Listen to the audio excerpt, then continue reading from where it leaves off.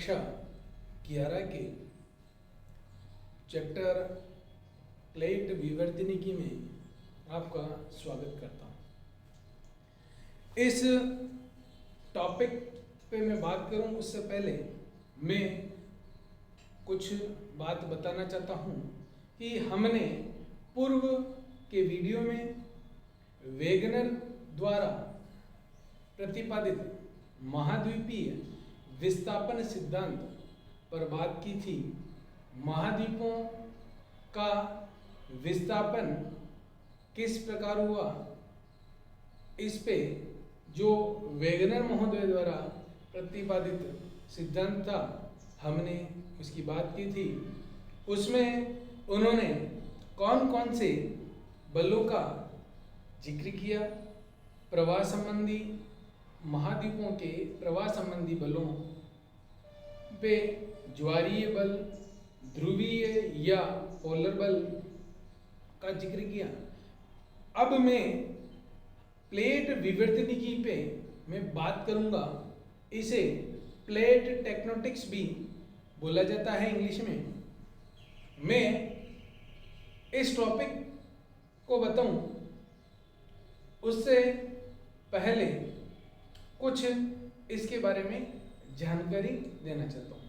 सागर तल विस्तार की परिकल्पना के बाद प्लेट विवर्तनिकी के आधार पर महाद्वीपों तथा महासागरों के वितरण को एक नई दिशा मिली।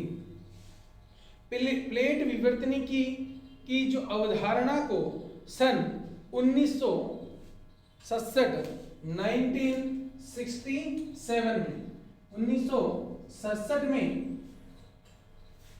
मैकेंजी पार्कर, नाम देखिए आप, मैकेंजी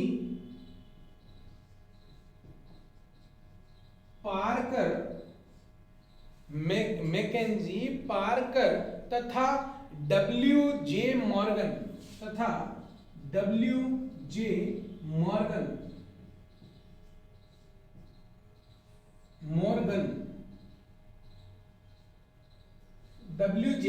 मॉर्गन आदि विद्वानों ने संयुक्त रूप से उपलब्ध विचारों के आधार पर प्रस्तुत किया। पृथ्वी का जो बाह्य भाग दृढ़ खंडों का बना है, इन दृढ़ खंडों को ही प्लेट कहा जाता है। जो ठोस भाग हैं, दृढ़ भूखंड हैं, उसे ही प्लेट कहा जाता है।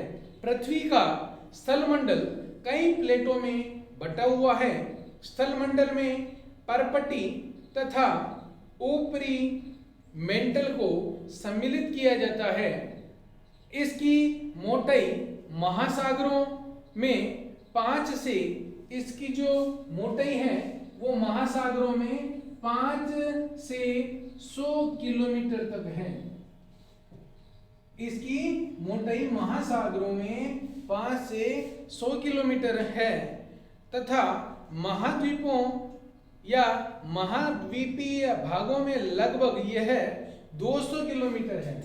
ये तो है महासागरीय भागों में, जबकि महाद्वीपीय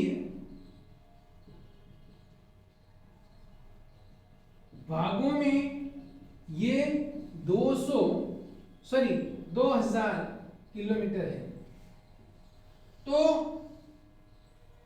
ये 5 से 100 किलोमीटर तक तो महासागरीय भागों में और 2000 किलोमीटर तक महाद्वीपीय भागों में होती है इसकी मोटाई। किसी भी प्लेट की परपटी महाद्वीपीय, महासागरीय अथवा दोनों ही प्रकार की हो सकती है। कोई भी प्लेट या तो महाद्वीपीय होगी या महासागरीय होगी या दोनों हो सकती है, दोनों प्रकार की हो सकती है। सभी प्लेट स्वतंत्र रूप में पृथ्वी के दुर्बलता मंडल पर भिन्न भिन्न दिशाओं में भ्रमण करती है। इनके भ्रमण के लिए ऊर्जा पृथ्वी की आंतरिक भागों में ऊष्मा की भिन्नता के कारण होने वाली जो संवहन धाराओं से इसकी ऊर्जा प्राप्त होती है।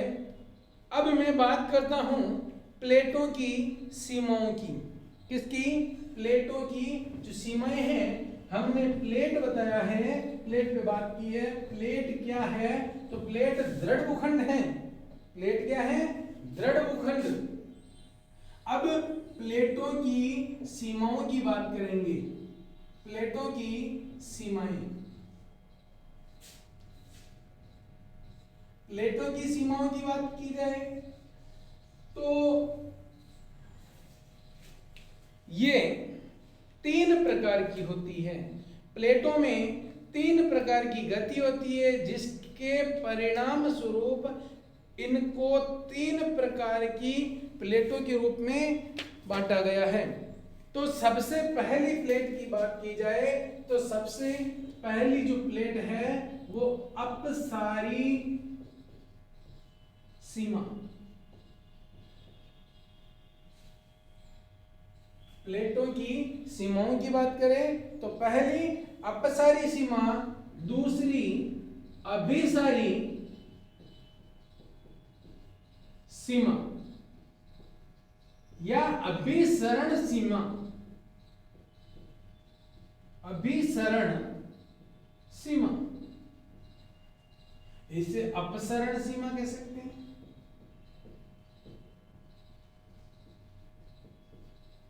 और जो तीसरी होती है वो होती है रूपांतरण सीमा।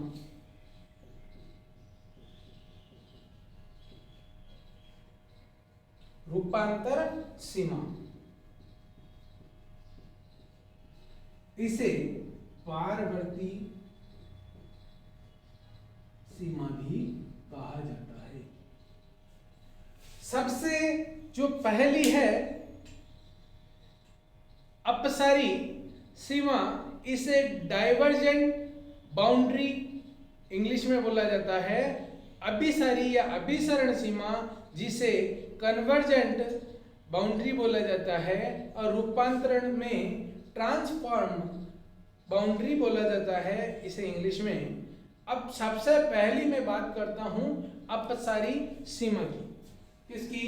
अपसारी सीमा की बात कर रहा हूं मैं। हमारा जो पहला जो सीमा है वो है अपसारी सीमा।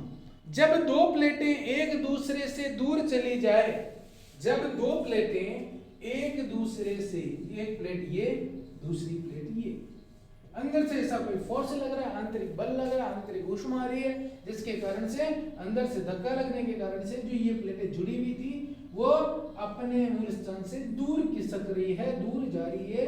तो ऐसी जो सीमा है इसे बोलेंगे अपसारी सीमा। जब दो प्लेटें एक दूसरे से दूर जाती है तो इसे अपसारी प्लेट कहते हैं। ये प्लेटें अपसारी सीमाओं का निर्माण करती है।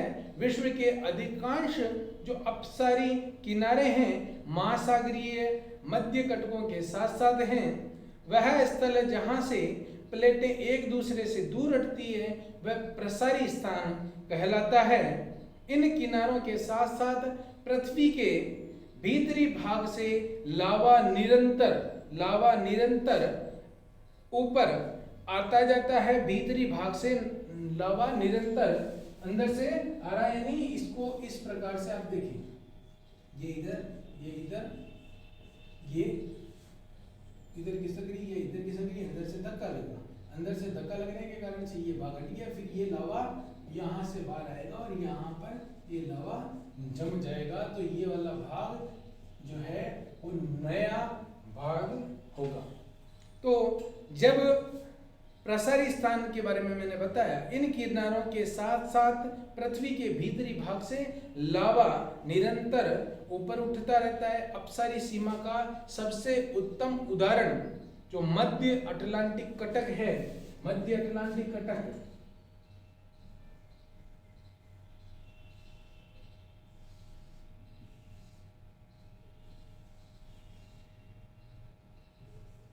ये वाला जो मध्य अटलांटिक कटक है वह इसका सर्वोत्तम उदाहरण है, जहां पर अमेरिकी प्लेट यूरेशियन प्लेट तथा अफ्रीकी प्लेटों से अलग हो रहा है। अमेरिकी प्लेट यूरेशियन तथा अफ्रीकी प्लेटों से अलग हो रहा है। तो पहली हुई हमारी अपसारी सीमा।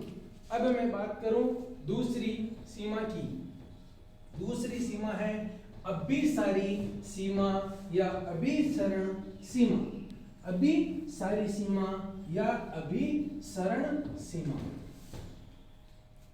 अभिसरण सीमा के अंतर्गत क्या होगा कि दो प्लेटें विपरीत दिशा से नजदीक आएगी। तो इसके अंतर्गत कुछ प्लेटें एक दूसरे के निकट आती है और आपस में टकराती है। ऐसी प्लेटों को अभिसारी या अभिसरण प्लेट कहा जाता है। इन दो प्लेटों के बीच किनारे को अभिसरण किनारा कहा जाता है। जब एक महासागरीय प्लेट किसी महाद्वीपीय प्लेट से टकराती है तो यह महासागरीय प्लेट भारी होने के कारण उसके महासागरीय प्लेट भारी होने के कारण से महाद्वीपीय प्लेट के नीचे धंस जाती है। महाद्वीपीय प्लेट हल्की प्लेट के नीचे धंस जाती है। तो ऐसा कब हो रहा है? ये दूसरे में मैं बात कर रहा हूं अभिसारी प्लेट की। तो अभिसारी प्लेट में क्या हो रहा है? जब दो प्लेटें विपरीत दिशा से आमने सामने टकराएगी तो जो ये जैसे एक प्लेट ये थी और दूसरी ये थी। अब ये इधर जा रही है, ये इधर जा रही है, दोनों आमने सामने टकरा रही है। जिनमें जो हल्की होगी वो ऊपर चढ़ जाएगी, जो भारी होगी वो नीचे चली जाएगी। और यहाँ पे ये इस प्रकार दो प्लेटें आपस में टकराती है और महासागरीय प्लेट भारी होने के कारण महाद्वीपीय हल्की प्लेट के नीचे धंस जाती है। जो भारी है, जैसे ये महासागरीय प्लेट है, ये भारी होने के कारण नीचे, हल्की प्लेट ऊपर रह जाती है। तो इस प्रकार से यह मुख्य रूप से दो भागों में अधिक गहराई पर जाने पर, जब महासागरीय प्लेट अधिक गहराई पर चली जाती है तो अधिक गहराई पर जाने से इसका कुछ भाग पिघल जाता है और यह मेंटल में विलीन हो जाती है। और जो मेंटल में ये घुल जाती है, विलीन हो जाती है, तो इसे प्रविष्टन कहते हैं। जो मेंटल में ये घुल जाती है तो प्रविष्टन,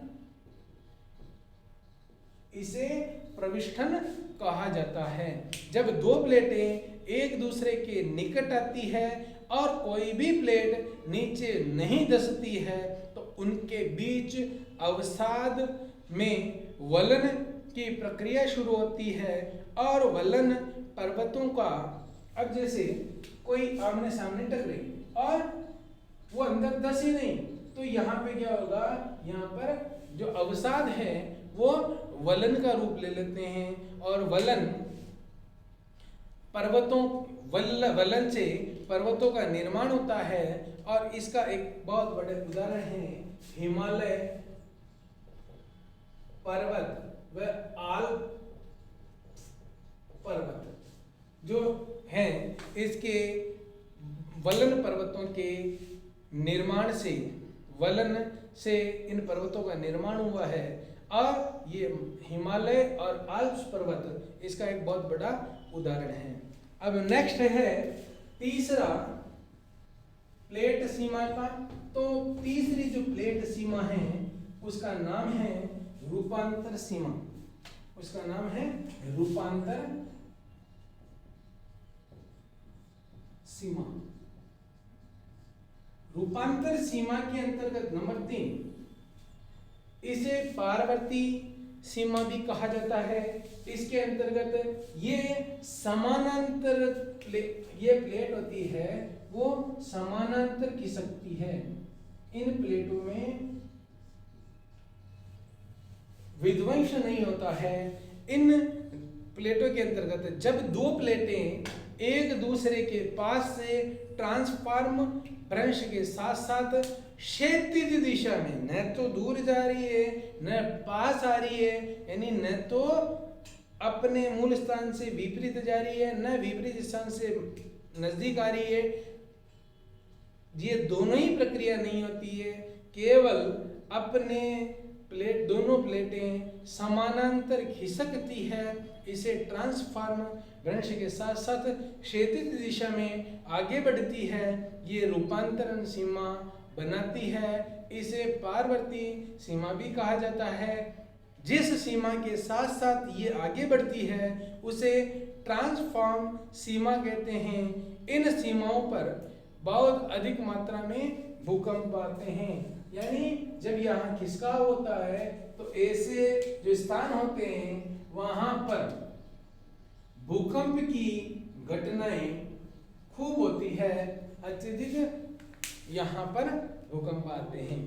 प्लेट, अब मैं बात करूं, मैंने तीनों प्लेटों के बारे में बताया, आपको प्लेटों की सीमाओं के बारे में बताया, और अब मैं बात करता हूं प्लेटों के संचलन के बारे में। प्लेटों का जो संचलन है वो कैसे हुआ है, प्लेटों का जो संचलन है उसके क्या कारण हैं। तो प्लेटों के संचलन के कारण, प्लेटों के संचलन के कारण की बात करें तो प्लेटों का जो संचलन है वो क्यों हुआ है, कैसे हुआ है। तो 20वीं शताब्दी के आरंभिक चरणों में महाद्वीपीय विस्थापन सिद्धांत को स्वीकार करने में सबसे जो बड़ी बाधा यह थी कि विद्वान यह नहीं समझ पा रहे थे कि सियाल के बने महाद्वीप सीमा पर कैसे तैर रहे हैं, उसे कैसे विस्थापित करते हैं। आर्थर होम्स ने 1928 में ग्लासगो की जो भूगर्भिक सोसाइटी में भाषण देते हुए इस समस्या का हल सुझाया। उन्होंने बताया कि अधोपर्पटी संवहन धाराएं जो तापीय संवहन की क्रियाएं या तापीय संवहन की क्रियाविधि आरंभ करती है, जो प्लेटों के संचालन के लिए प्रेरक बल का कार्य करती है। उष्ण धाराएं ऊपर उठती है और जैसे ही वे भूपृष्ठ पर पहुंचती है और वे ठंडी हो जाती है, यानी भूगर्भ से जो संवहन धाराएं उठती है जैसे ही भूगर्भ पर पहुंचती है, भूपर्पटी पे पहुंचती है, वह ठंडी हो जाती है और नीचे की ओर वापस वो धस जाती है और नीचे की ओर धसना शुरू कर देती है। इस प्रकार यह संवहनी संचलन भूपर्पटी प्लेटों को गतिशील कर देता है। तो आज मैंने प्लेट विवर्तनिकी के अंतर्गत प्लेट है क्या इसको बताया और इसकी सीमाएं क्या हैं इस पे मैंने बात की। अगले वीडियो में मैं आपको विश्व की प्रमुख प्लेटों के बारे में बात करूंगा। तो आप इन वीडियो को ज़्यादा से ज़्यादा लाइक और शेयर कीजिए। धन्यवाद।